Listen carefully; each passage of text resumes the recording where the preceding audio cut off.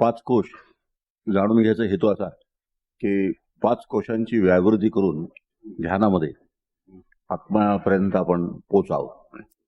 आता व्यावृत्ती शब्दाचा अर्थ असा आहे की एक एक कोश मागे टाकणं, तर त्या कोशाची व्यावृत्ती झाली. व्यावृत्ती शब्दाचा अर्थ असा आहे की एक एक मागे टाकत जाणं, आणि मागे टाकलं की बाकीची चार शेष राहतात, म्हणजे शिल्लक राहतात. एकाची व्यावृत्ती झाली. तर व्यावृत्ती शब्दाचा एक उदाहरण घेता येईल की समजा 10 गायी आहेत. आता 10 गायीतली एक विशिष्ट गाय जर दाखवायची असेल तर ती पांढरी गाय म्हणून दाखवली की पांढरी गाय लगेच कळते, आणि बाकीच्या 9 गायींची मग व्यावृत्ती होते. पांढरी गाय म्हटलं की एक लक्षण आलं त्याला विशेष, ते लक्षण आलं की बाकीच्या 9 गायींची व्यावृत्ती होते, म्हणजे त्या मागे पडतात, तर नेमकी पांढरी गाय समोर उभी राहते. आता अशा पद्धतीने 5 कोशांची व्यावृत्ती करायची, आणि 5 कोशांची व्यावृत्ती केली की आत्मा शेष राहतो, शिल्लक राहतो.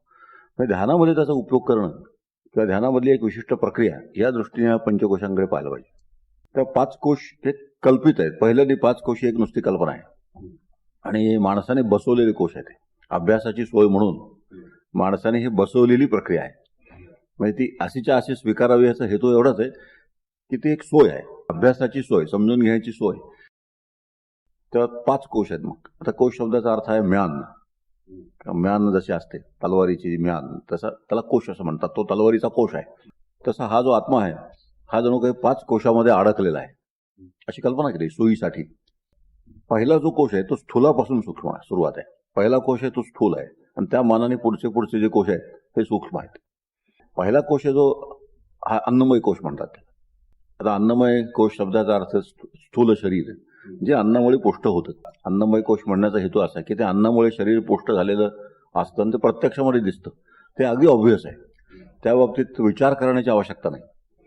बाकीचे जे कोश आहेत त्यांचं स्पष्टीकरण करण्याची थोडी तरी आवश्यकता राहते, ते समजून घ्यायला लागतात. पुढचे जे कोश हे अगदी ऑब्व्हियस आहे, ते स्थूल आहे. आणि असा स्थूल कोश पहिला म्हणजे अन्नमय कोश, म्हणजे माझं शरीर, जे स्थूल शरीर दिसतं ते स्थूल शरीर हा एक कोश आहे. 5 कर्मेंद्रिय आणि प्राण ह्याला मिळून प्राणमय कोश म्हणतात. आता 5 कर्मेंद्रिय ही कर्मेंद्रिय 2, एक स्थूल कर्मेंद्रिय आणि एक सूक्ष्म कर्मेंद्रिय. कर्मेंद्रिय 2 प्रकारचे आहेत. हात हे एक उदाहरणाचा कर्मेंद्रिय आहे.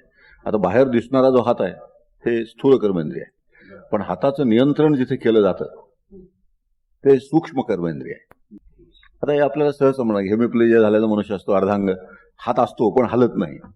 तर स्थूल आणि सूक्ष्म कर्मेंद्रिय आणि 5 प्राण ह्याला मिळून प्राणमय कोश असं म्हणतात. अन्नमय कोशाच्या मानाने प्राणमय कोश हा सूक्ष्म आहे. त्यानंतर आहे मनोमय कोश. मन आणि 5 ज्ञानेंद्रिय ह्याला मिळून मनोमय कोश म्हणतात. मन आणि 5 ज्ञानेंद्रिय. पुन्हा आता मनाचा आणि ज्ञानेंद्रियांचा संबंध आहे, कारण ज्ञानेंद्रियांचं जे जाणणं आहे ते मनाच्या माध्यमाशी होत नाही.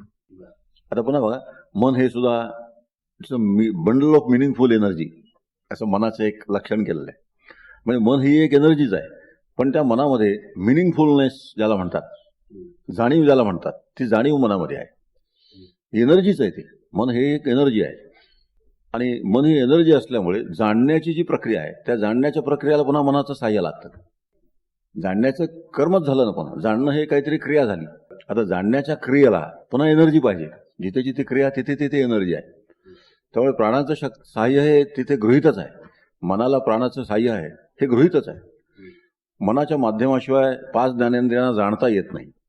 आपला अनुभव आहे की डोळे जरी उघडे असले तरी मन जर जागेवर नसेल तर समोरची वस्तू आपल्याला दिसत नाही. शून्यात बघत तर समोरून गेलेली वस्तू आपल्याला दिसत नाही, माणूस चालून गेलेला दिसत नाही, का मन जागेवर नाही. म्हणून मनाचं साह्य ज्ञानेंद्रियांना असतं. मग हा एक ग्रुप तयार केला, मन आणि 5 ज्ञानेंद्रिय. ह्याला मनोमय कोश असं नाव दिलं. आता चौथा जो आहे हा विज्ञानमय कोश आहे. विज्ञान शब्दाचा अर्थ बुद्धी असा आहे. आता विज्ञान शब्दाचे बाकी आणखी अर्थ अनेक असतील, पण ह्या स्पेसिफिक जागेवरती विज्ञान शब्दाचा अर्थ बुद्धी असा होतो. आता विज्ञानमय कोशामध्ये हेच कंपोनंट्स आहेत, 5 ज्ञानेंद्रिय आणि बुद्धी, ह्या दोन्हीला मिळून विज्ञानमय कोश म्हणतात. आता यात फरक करण्याचं एकच कारण आहे की मनाचं काम आणि बुद्धीचं काम ह्यात फरक केलेला आहे. ज्याला आपण शेवटचा कोश म्हणतो आनंदमय कोश. आनंदमय कोश याचा अर्थ गाढ झोपेची अवस्था.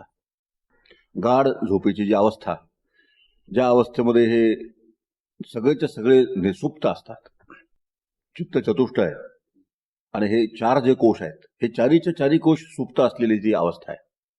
सगळे देह आहेत, हे देहही जिथे सुप्त असतात अशी ती अवस्था आहे. आनंदमय कोश शब्दाचा अर्थ ध्यानाच्या संदर्भात शून्यावस्था असा होईल, ध्यानाच्या संदर्भात. आणि जीवाच्या ज्या अवस्था आहेत चार, त्या जीवाच्या अवस्थांच्या संदर्भात झोप असा आनंदमय कोशाचा अर्थ होईल.